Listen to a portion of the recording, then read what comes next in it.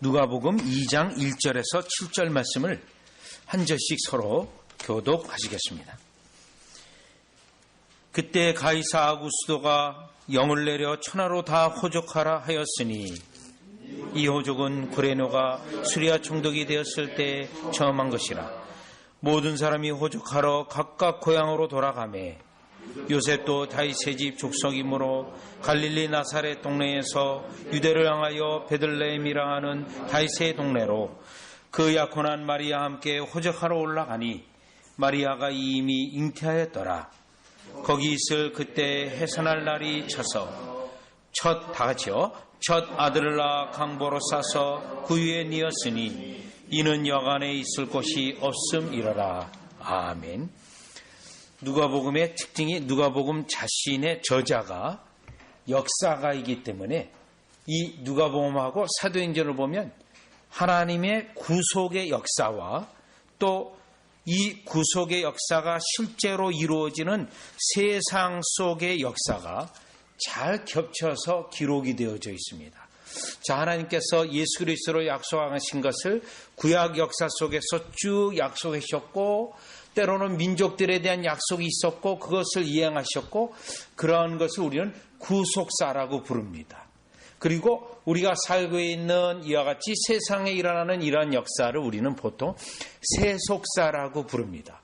그러면 많은 사람들이 물어볼 때 하나님의 역사하고 이 세속의 역사가 어떻게 관계를 가지고 있습니까? 라고 질문할 수 있는데 이 누가복음하고 사도행전은 하나님의 역사, 구속의 역사와 그 구속의 역사의 현장인 세속의 역사가 잘 이렇게 짜 맞춰져서 기록이 되어져 있고 설명이 되어져 있습니다. 그래서 오늘 누가복음 2장 1절에서 7절의 본문이 이제 예루살렘이 이 베들레헴이라는 곳에서 구유에 누워서 탄생한 사건인데 그런데 이 사건에 대하여 여러분 2장 1절을 보시면 그 당시 그 시대의 역사적 상황을 또 잘 설명하고 있거든요. 2장 1절에 그때의 가이사 아구스도가 영을 내려 천하로 다 호적하라 하였으니 자 그러면 이 가이사 아구스도는 그 당시 이 예루살렘이 유다가 로마 정권의 식민지였기 때문에 요 가이사 아구스도는 로마 황제입니다. 요 가이사 아구스도는 로마의 제2황제입니다. 두 번째요. 첫 번째 황제의 양 아들로 들어가서 이제 두 번째 황제가 되었는데 사실은 이 로마 역사 속에서 이 가이사 아구스도가 가장 센 그런 황제 중에 하나입니다. 그런데 그 가이사 아구스도도 언급되어 있고요. 그 다음에 2절에 보면 이 호적은 구레뇨가 수리아 총독이 되었을 때 처음 한 것이라 이렇게 되어 있습니다. 그러면 이 구레뇨도 언급되어 있는데 이 수리아 총독이라고 되어 있는데 이 수리아 총독은 지금 이 유다 땅도 관할하고 있는 로마 원로해에서 보낸 분봉왕과 같은 통치자입니다. 그러니 이 가이사 아구스도 이 특별히 이제 가이사라는 것은 시저라는 뜻인데요. 로마 황제에게 다 붙이는 이름이에요. 그러면 그 사람도 언급되어 있고 지금 2절에 구레뇨도 언급되어 있고 그런데 세속의 역사 속에서는 어떤 일이 일어났었냐면 호족하라는 겁니다. 다 자기의 지파에 따라서 호족을 하라고. 물론 이 호족을 하라고 하는 명령은 세금과 관련해서 그들이 이 호족을 하라는 거죠. 그래서 3절에 보니 모든 사람이 호족하러 각각 고향으로 돌아가매 4절입니다. 요셉도 다윗의 집 족속이므로 갈릴리 나사렛 동네에서 떠나 유다를 향하여 베들레헴이라 하는 다윗의 동네로 올라갔습니다. 자, 그러면 황제 이름도 나오고 또 이와 같이 가이사의 총독도 이름도 나오고요. 그런데 그들이 세금 문제로 등록을 하라고 호족 등록을 하라고 한 것 때문에 예수님의 어머니 마리아와 요셉이 베들레헴으로 갔는데 그 베들레헴에서 예수님을 탄생했고 예수님이 탄생했고 또 예수님이 탄생했는데 말구 위에 놓여 있다라는 겁니다. 그러면 여기에 여러분 세속사와 하나님의 구속의 역사와 같이 가는데 여기에 중요한 것은 그러면 왜 베들레헴이라는 건죠? 그냥 이 나사렛 동네에서 그냥 있다가 아이를 낳으면 안 되나요? 그런데 이 4절을 여러분 주의 깊게 볼 때 미가서 5장 2절로 한번 가보시면 이 사건이 어떻게 해서 이 같은 사건이 일어났는지 알 수 있는데 미가서 5장 2절은 제가 가지고 있는 구약 성경 1294면에 있습니다. 개역 개정 성경 1294면. 이 소선지서가 여러 개 있기 때문에요. 이게 쉽게 찾지는 않아지는 그런 책인데 미가서 5장 2절에 보니까요. 미가서 5장 2절에 베들레헴 에브라다야. 여러분 이 베들레헴이란 것은 지금 예수님의 태어난 곳, 즉 떡집이라는 곳이고요. 또 에브라다야라는 것은 부요하다, 풍부하다라고 하는 이름을 가지고 있는 그 동네 이름이에요. 그러니 베들레헴 에브라다야. 이 베들레헴을 부를 때 에브라다까지 붙이기도 합니다. 그거는 뭐냐면 떡집일 뿐만 아니라 너무너무 풍성하고 열매가 넘친다는 그런 곳이에요. 그런데 그 지명이 예언되어 있습니다. 5장 2절. 너는 유다 족속 중에 작을지라도, 이거 사실은 작지 않다는 뜻이에요. 히브리 어법으로 작지 않다는 말을 이렇게 표현해요. 작을지라도 이스라엘을 다스릴 자가 내게서 내게로 나올 것이라. 그의 근본은 상고에 영원에 있느니라. 그러면 여기 이스라엘의 다스릴 자가 누구냐면 아무에게나 적용되지 않아요. 특정 인물에게만 적용됩니다. 왜냐하면 그 근본은 상고에 영원에 있느니라기 때문에 일반 사람은 안 해요. 영원히. 영원한 존재이기 때문에요.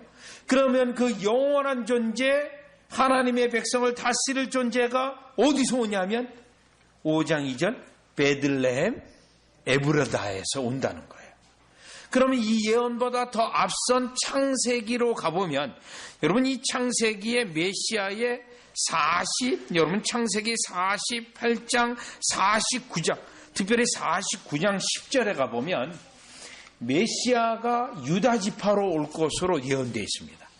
그런 것을 염두에 두고 미가서 5장 2절에 보면 유다 지파의 메시아가 오는데 그 메시아가 베들레헴 에브라다야, 유다 고을 중에 결코 작지 않은 이 마을에서 온다는 겁니다.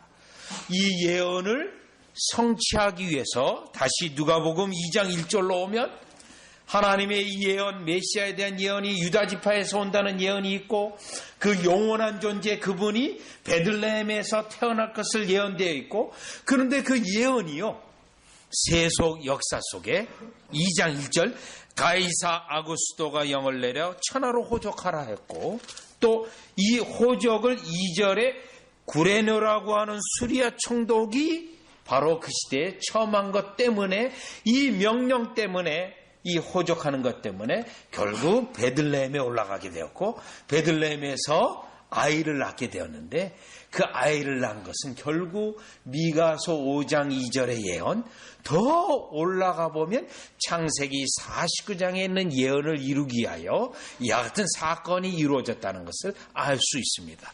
즉 이 본문을 통해서 우리는 하나님의 구속의 역사 속에 이 땅에 일어나는 일들이 여러 많은 일들이 있지만 그 일들을 우리가 다 일일이 알 수는 없지만 하나님께서는 그 속에서 자신의 구속의 목적을 향해서 구속의 뜻을 이루기 위하여 역사 속에 깊이 개입해서 그냥 가이사 아구스토가 세금 문제 때문에 세금을 더 걷어들이기 위해서 호적하려고 하는 그 사건이 하나님이 이미 메시아를 약속하신 예언을 이루는 사건이라는 것을 우리는 깨달아 볼 수가 있다라는 것입니다. 자, 그러면 이 본문의 말씀을 통해서 오늘 사실 이 가이사 아구스토는 황제 가운데 최고의 황제이고요. 그러나 오늘 나와 있는 태어나셨던 예수님은 그 황제에 비하면 진정한 왕이시고 왕 중의 왕이신데 너무 극명하게 차이납니다. 세상의 왕은 화려하지만 진정한 왕이신 예수님은 그만 묵을 곳도 없어서 말 구유에 놓여있던 이 사건은 하나님의 구속사가 결국 세상 사람들에게는 화려하게 보이지 않고 세상 사람들에게는 큰 사건으로 보이지 않지만 하나님은 이 세속의 역사에 깊이 개입해서 자신의 목적과 계획을 이루게 하여 한 사건 한 사건 이루어가고 있다라는 사실을 우리는 알 수가 있습니다. 그러면 여러분, 이 누가복음 2장의 이 세속사에서 하나님의 구속사를 분명히 말하고 있는데, 한번 사도행전에 가보시면, 사도행전 11장을 가보시면, 사도행전은 이런 역사가 계속 설명되고 있거든요. 지금 하나님의 구속의 역사는 진행되고 있지만 그 속에서 구속사를 위해서 세속사까지 주장하신다는 거예요. 자, 28절 보시죠. 11장 28절에 보면, 그 중에 아가보라 하는 한 사람이 일어나 성령으로 말하되, 분명히 성령님으로 우리에게 알려주신 거예요. 천하에 큰 흑년이 들리라 하더니 글라우디오 때에 그렇게 되니라. 또 세속 역사를 말해요. 글라우디오 때에 이게 됐다 예언됐는데, 29절이요. 제자들이 각각 그 힘대로 유대에 사는 형제들에게 부조를 보내기로 작정하고 이를 실행하여 바나바와 사울의 손으로 장로들에게 보내니라. 자, 이 말씀 뭐죠? 세속 역사 속에 교회나 세상이나 똑같은 일을 경험합니다. 그런데 하나님은요, 교회를 통해서는 세속사 속에서 특별히 자신의 은혜로 알려주고 준비케 하고 그 어려움을 극복할 수 있는 충분한 은혜와 도구들을 주신다는 거예요. 여러분, 그래서 우리가 코로나 바이러스 같은 이와 같이 전 세상에 일어나는 일들이 우리가 겪고 있지만 하나님의 구속사 때문에요, 우리를 보호하시고 우리를 지키시고, 왜요? 우리로 하여금 영원한 나라에 이르기까지, 또 그 백성이 다 만 백성이 주 앞에 모일 때까지 우리 주님은 세속사 속에서 구속의 역사를 이루기 위하여 세속사까지도 주장하시는, 그 속에 일어나는 일까지도 하나하나 주장하시는 하나님이시기 때문에 우리는 이 하나님을 믿고 하나님의 구속사 속에 우리는 하나님을 의지하며 감사할 수 있다는 겁니다. 또 한편으로 여러분, 또 사도행전 그 다음에 가보시면 12장을 가보시면 12장이에요. 여러분, 이 누가복음하고 사도행전은 이렇게 구속사와 하나님의 구속을 역사를 이루는 역사와 세속의 역사가 아주 잘 기가 막히게 적용해 놨어요. 다른 복음서에는 없는 그러한 내용들입니다. 20절에 보면, 헤롯이 드로아 시돈 사람들을 대단히 노여하니 그들의 지방이 왕국에서 나는 몽식을 까닭에 한 마음으로 그에게 나와 왕의 침소 맡은 신하 블라스도를 설득하여 화목하기를 청한지라. 헤롯이 나를 택하여 왕복을 입고 단상에 앉아 백성에게 연설하니 백성들이 크게 부르되 이것은 신의 소리요 사람의 소리가 아니라 하거늘 헤롯이 영광을 하나님께 돌리지 아니하므로 주의 사자가 곧 친히 벌레에게 먹혀 죽으니라. 이 사건도 여러분, 특별히 이 사건이 사도행전에 언급될 어떤 전후 문맥의 이유는 없어요. 그러나 이 누가라는 이 저자는 이것을 기록하게 해서 하나님이 구속 역사를 위하여 세속사를 주장해서 때로는 교만한 왕도 그가 하나님이 처벌해서, 그 다음 24절 보시죠. 24절. 하나님의 말씀은 흥황하여 더하더라. 요거예요. 하나님의 말씀은 더 흥황해서 역사를 이룬다라는 겁니다. 그래서 오늘 우리는 누가복음 2장에 예수님이 이와 같이 꼭 굳이 베들레헴에 올라가서 거기서 아이를 낳게 하시는 그 이유가 예언된 말씀이 이루어지기 위하여 하나님이 세속 역사 속에 깊이 개입하셔서 약속하신 대로 이루시고, 구속의 역사가 세속사를 능가하고 구속의 역사가 세속사 속에 교회가 어렵고 성도가 어렵다 할지라도 하나님은 다 방법을 마련해 놓으셔서 우리를 보존하고 지키신다라는 것을 예수님의 탄생이 베들레헴에서 이루어진 것을 통해 우리는 첫 번째로 깨달아 볼 수가 있습니다. 자, 그러면 다시 본문으로 들어오셔서 두 번째 깨달아 볼 수 있는 것은 두 번째요. 일단 우리가 본문을 통해서 예수님의 이 구속사의 사건 속에 세속사하고 연결됐기 때문에 이 구속의 역사와 세속의 역사와 어떠한 관계와 어떠한 또 특징들을 가지고 있는가를 지금 살펴보려고 하는데요. 자, 그 다음 본문으로 우리 4절을 가보시면 4절입니다. 요셉도 다윗의 집 족속이므로 갈릴리 나사렛 동네에서 유다를 향하여 베들레헴이라 하는 다윗 동네로. 여러분 이 4절을 보면 1장에서 이미 언급된 것처럼요. 요셉도 다윗의 족속이므로 분명히 다윗 왕 임금 계통의 집안이에요. 그런데 갈릴리 나사렛 동네에서라고 하는 단어가 있습니다. 이 갈릴리 나사렛 동네는 나사렛에서 무슨 선한 것이 나오겠느냐? 뭐 이런 언급이 있지 않습니까? 이미 요한복음에서 나사렛 거기서 살아? 어우, 뭐 과거에 뭐 어느 동네 특정한 동네로 언급하고 그 동네 살아? 네, 제가 그런 동네 좀 살았었거든요.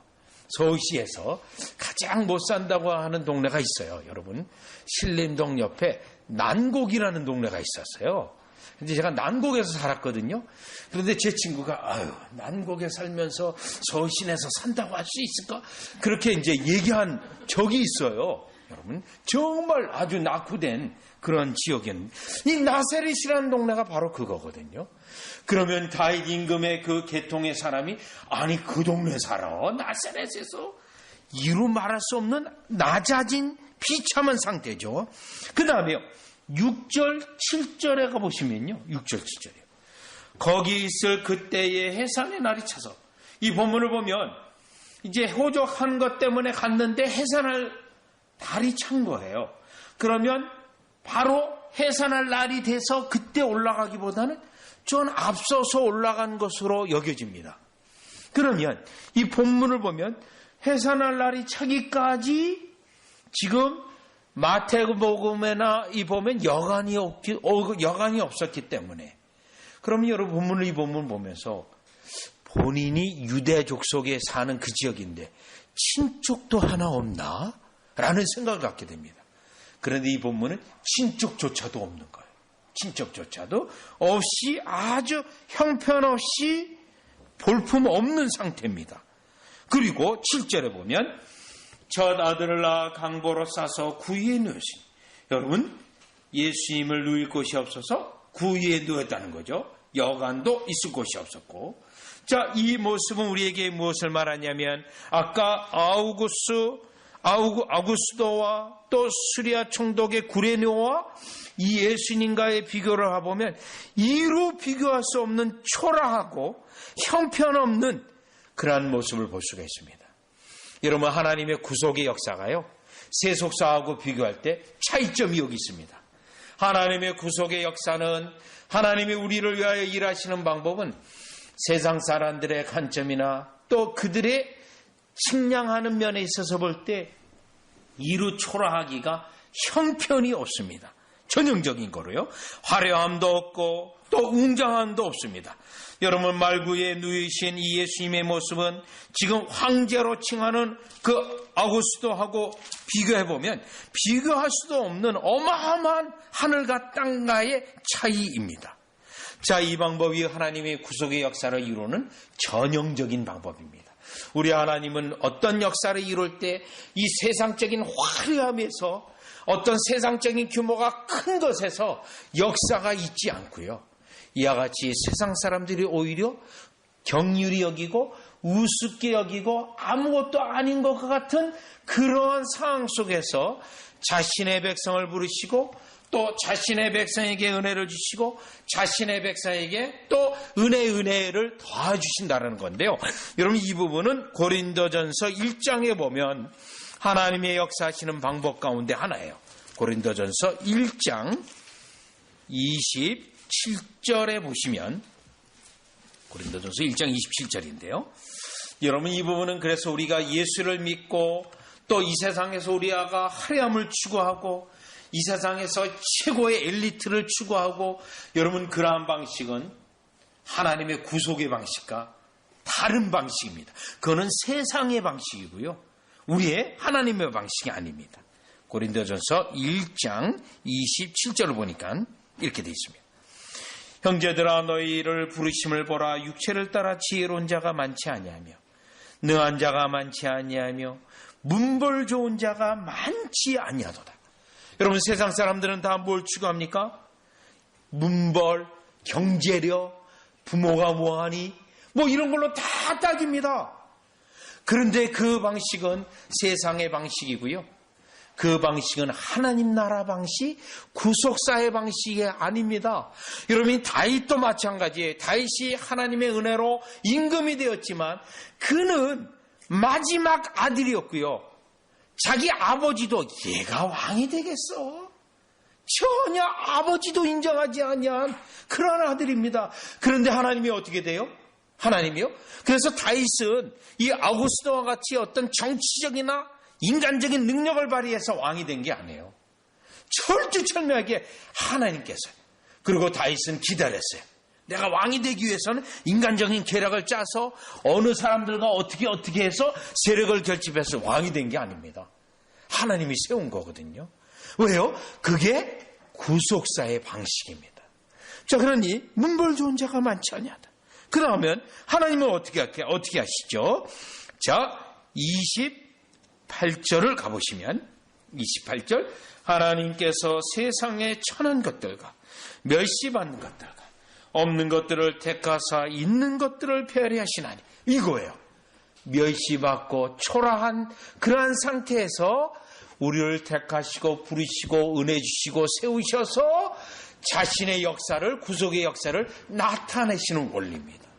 그래서 오늘 이 누가복음의 1장에 나와 있는 하나님의 구속의 방식은, 구속사의 방식은 세상의 세속사의 방식과 달리 화려함과 또 웅장함이라든가 이런 것을 추구하지 아니하고 초라하고 볼품없고 오히려 사람들이 우습게 여길 수 있는 그러한 상황 속에서 역사하셔서 그 일이 하나님이 이루신 것이라는 것을 증거하시는 하나님의 방법인데, 그것으로 인하여 예수님은 이 땅에 오셨을 때 다윗의 가문이기는 하지만 완전히 무너진 가문, 또 다윗의 가문이기는 하지만 친족조차 하나 그 베들레헴 땅에 없는 그러한 가정 속에서 또 있을 것 하나 없는 말구에 놓이신 예수님으로 오시는 것을 통하여 하나님의 구속의 방법이 이와 같다는 것을 우리에게 확고히 알려주고 있는 겁니다.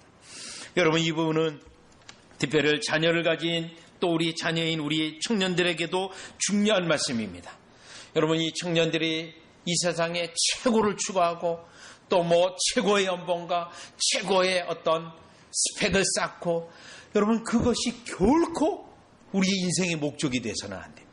하나님의 방법이 아닙니다. 때때로는 그러한 청년도 있어요.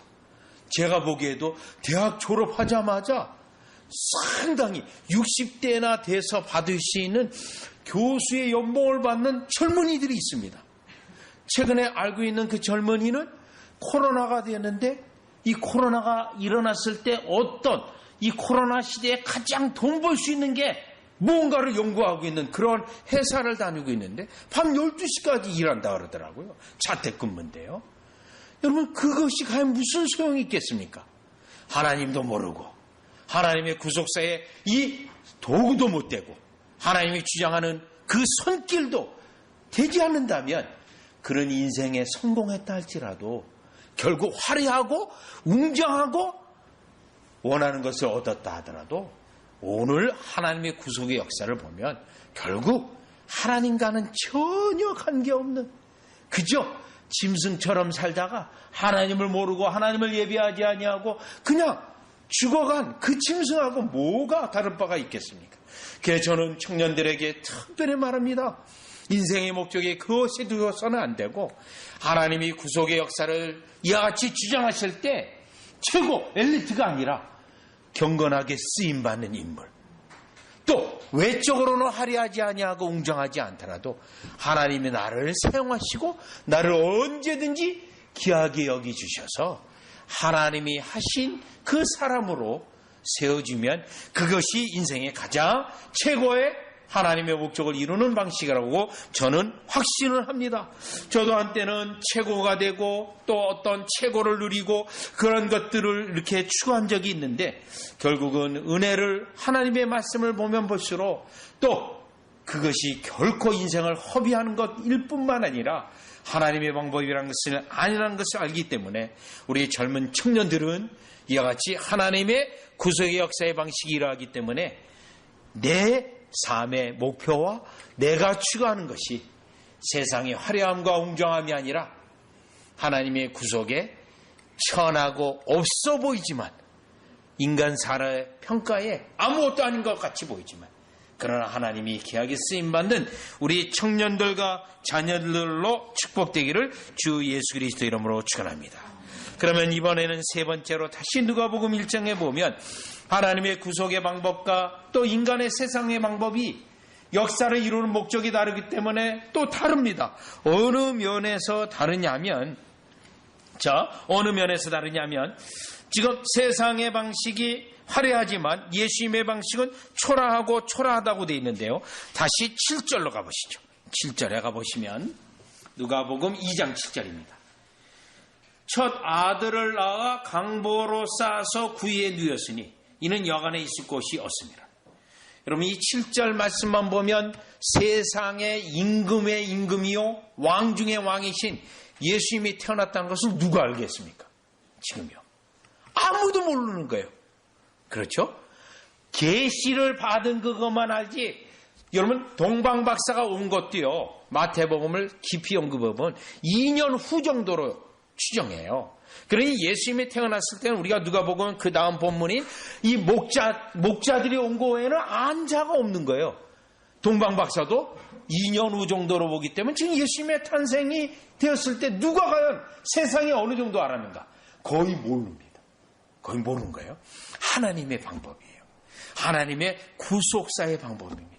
하나님의 구속사의 방법은 세상적으로 막 나팔을 불고 앞부분은 화려하거나 웅장하지 않아요. 이 부분은요. 나팔을 불거나 강구를 하거나 엄청난 어떤 PR 효과로 나오는 것이 아니라 하나님의 구속의 방법은 은밀하게 진행됩니다. 은밀하게요. 자, 이 은밀하게 진행되는데 예수님이 바로 이와 같은 도전을 받았어요. 요한복음 7장을 한번 가보겠습니다. 요한복음 7장을 가보면요. 형제들로부터 도전을 받습니다. 요한복음 7장에 가보면 자, 예수님께서도 여러분 공생의 사역 가운데 대부분은 여러분 갈릴리 나사렛이었습니다. 예루살렘이 아닙니다.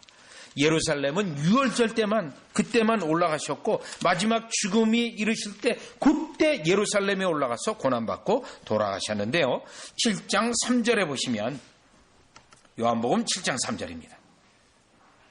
지금 형제들이 같이 유월절에 올라가려고 해요. 그런데 이제 형제들이 같이 가자 그래요. 그런데 예수님은 안 가요. 같이요. 당신들이나 가라. 난 안 가겠다. 그리고 예수님이 혼자 갑니다. 보시는데 7장 2절 보니까 유대인의 명절인 초막절이 가까운지라 그 형제들이 예수께 이르되 당신이 행하는 일을 제자들도 보게 여기를 떠나 유다로 가소서. 지금 이 동네에서만 사역하지 말고 유다로 가라는 거예요. 좀 이름을 나타내라는 거예요. 4절 스스로 나타내기를 구하면서 묻혀서 일하는 사람이 없나니 이 일을 행하려거든 자신을 세상에 나타나서서 하니 이는 그 형제들까지도 예수를 믿지 아니하며 형제들이요 좀 소문을 내고 사람들에게 좀 많이 광고도 알리고 기적도 베풀 때 좀 유명한 데 가서 이름도 내고 그렇게 좀 사역하라고 형제들이 부탁을 해요. 그런데 예수님은요 아니라는 거예요. 또 아니라 그러면서 그러니까 어떻게 되죠? 자 9절에 보시면 9절에 보면 8절에 보니 너희는 명절에 올라가라 내 때가 아직 차지 못하였으니 나는 이 명절에 아직 올라가지 아니하노라. 당신들이랑 올라가라는 거예요. 그리고 9절에 이 말씀을 하시고 갈릴리에 머물러 계시니라. 10절이요. 그 형제들이 명절에 올라간 후에 자기도 올라가시되. 자, 중요한 단어가 있어요. 나타내지 않고 은밀히 가시니라. 나타내지 않고 은밀히 가시는 것. 여러분, 이 방법이 하나님의 구속사를 이루는 방식입니다. 세상은 떠들고 광고하고 TV에 나오고 자신의 업적을 화려하게 하고 모든 것을 나타내려고 화려하게 광고를 해요. 그래야 또 교회도 사람들이 모입니다. 그런 것 때문에요. 그런데 정작 성경을 보면 예수님의 방법이 아니라는 겁니다. 예수님의 방법은 은밀히 하시는 방법인데요. 그런데 그 은밀히 하시지만 때가 되면 효과가 나타난다라는 거예요. 예수님은 이 부분에 대해서도 이미 마태복음 13장에 시비유를 통해서도 말씀하셨습니다. 여러분, 시비유를 말할 때 겨자씨 비유를 드셨는데, 겨자씨가 이제 하나 심어지면 그가 자라나게 되면 나물이 되고 나무가 된다고 되어 있어요. 여러분, 혹시 겨자씨를 보신 적 있습니까? 여러분, 겨자씨가 얼마나 작은지 저는 봤는데요. 그냥 이 볼펜 있지 않습니까? 볼펜을 종에다 대고 콕 찍으면 그게 겨자씨 사이즈. 실제로 예루살렘에 갔다 온 분이 하나 이렇게 몇 개 한 봉지 이렇게 줘서 본 적이 있는데요. 정말 작습니다.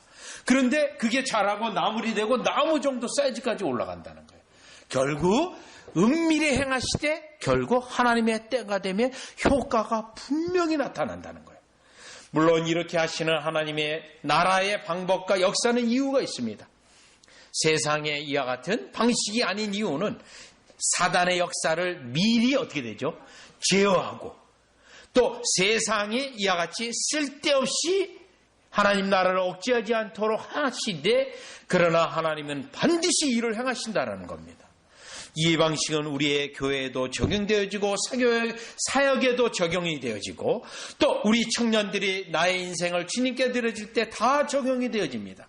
내가 지금 어떤 화려한 스펙이나 또 위대한 어떤 웅장한 스펙이 아니더라도 차근차근 우리 주님만 의지하고 또 하나하나 우리 주님만 의지하고 믿음으로 결국 성장한다면 하나님이 그 믿음을 가지고 우리 사랑하는 자녀들을 써서 너는 언제 이렇게 이와 같이 놀라운 일들을 이루었느니?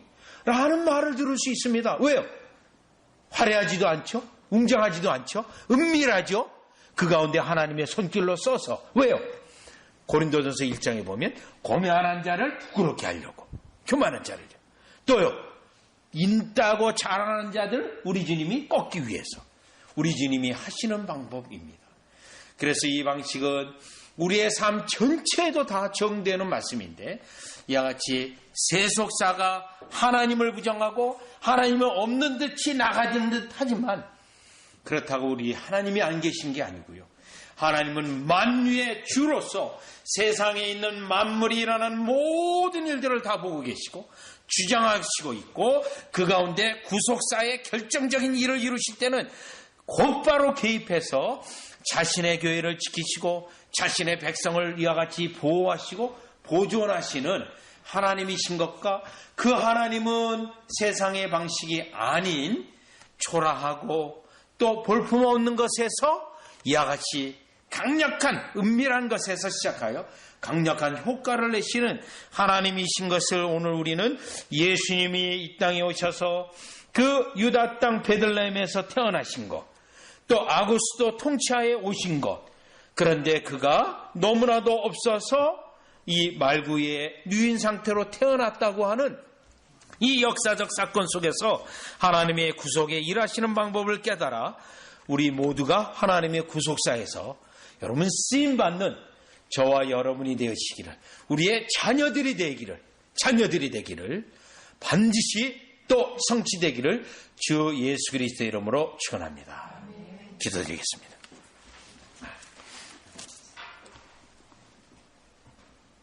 하나님, 세상에서 일어나는 모든 일들이 하나님을 배제하고 오히려 하나님을 대적하는 영향력이 강하게 일어난다 할지라도 하나님은 반드시 살아계시며 결정적으로 개입하셔서 자신의 목적과 뜻을 이루는 방향으로 바꾸어 가시며 역사하시는 것을 저희들이 깨닫습니다. 예수 그리스도의 가장 위대함을 드러내기 위하여 가장 초라한 모습으로 이 땅에 오시게 하셨고 그 속에서 하나님의 위대하심이 더 드러났으며 또 하나님이 일하시는 방식이 세상의 방식이 아니라 하나님의 방식으로 하나님의 지혜 방식과 전능하신 방식으로 이루어지는 것을 깨닫게 하심을 감사를 드립니다.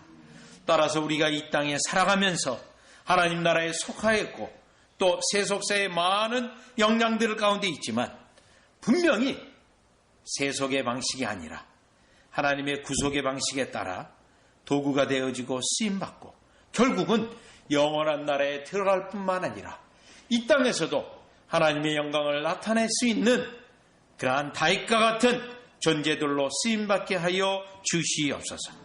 예수님의 이름으로 기도드리옵나이다.